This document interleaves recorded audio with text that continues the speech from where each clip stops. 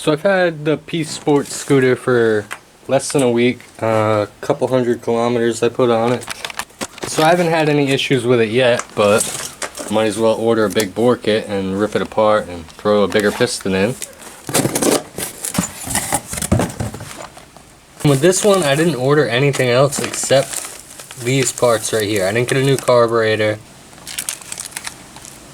So we're going to try to see if just spending $25 on a bigger piston will in fact make it faster without doing carb work, without doing a CDI, without doing any of that stuff like we did last time. We're just going to do this.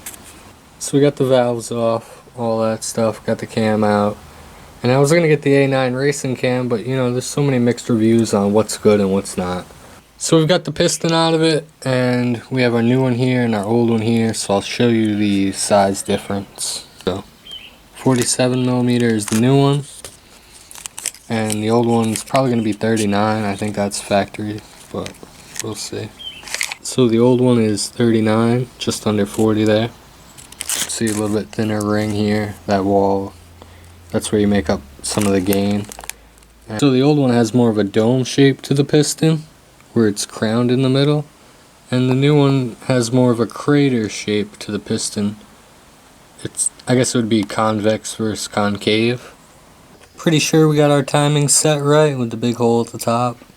Two little holes lined up even, so just gotta bolt it back down and see if it fires up.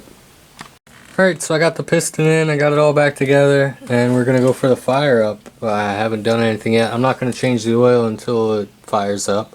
I checked it, there's plenty of oil in there, we got power. So we'll throw our key on, kill switch, and there you go. So I'm up to 4950 kilometers. And putting the big bore kit in this particular scooter made all the difference. I'm not going to add any other parts, I'm not going to mess with the carb, I'm not going to change the CDI. The performance that I got from just that $25 kit is all the Peace Sports scooter needed.